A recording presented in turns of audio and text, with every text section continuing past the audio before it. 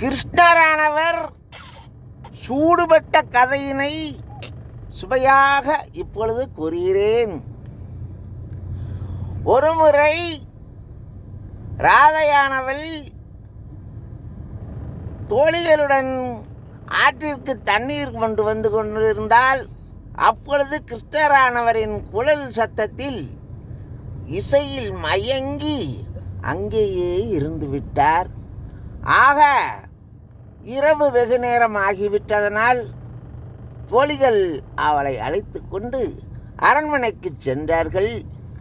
அப்பொழுது ராதையின் தந்தையார், இப்படிலே தாமதமாக நீ வரலாமா என்று கண்டித்து தண்ணீர் கொண்டு வருவதற்கு இனிமேல் நீ செல்ல வேண்டாம், நீ அரசியாகற்ற என்று கூறிவிட்டார். இந்த சமயத்தில் கிருஷ்ணரானவர் ராதை வராததால் பசியோடு இருந்திருக்கார்.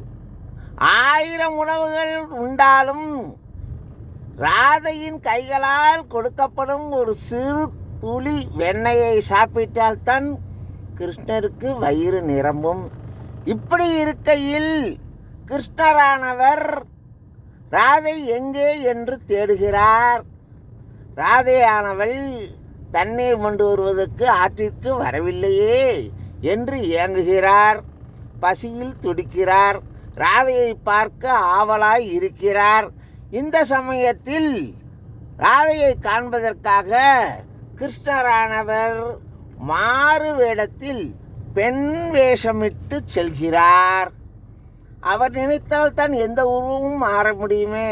உடனே தன் உடலை பெண் உருவத்திற்கு மாற்றம் செய்து கொண்டு யசோதையின் தோழியான உருவத்தில் செல்கிறாள்.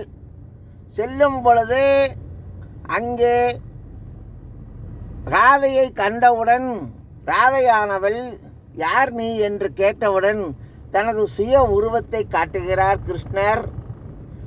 பிறகு ராதையிடமிருந்து வெண்ணெயையும் வாங்கி உண்கிறார். அந்த சமயத்தில் யசோதையானவள் திடீரென வந்து விட்டாள்.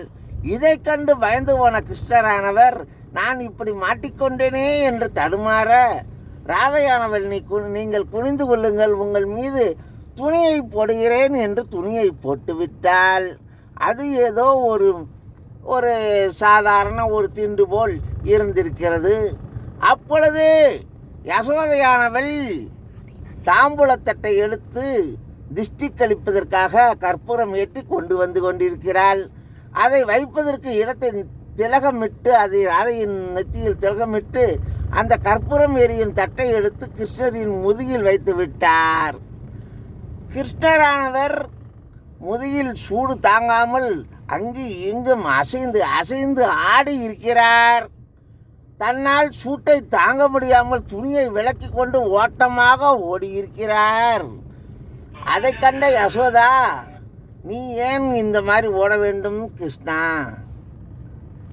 நான் தான் வந்திருக்கிறேன் என்று நீ சொன்னால் நான் என்ன சொல்லப் போகிறேன் என்று சொல்கிறார் யசோதா. இதுதான் கிருஷ்ணர் சூடுபட்ட கதை.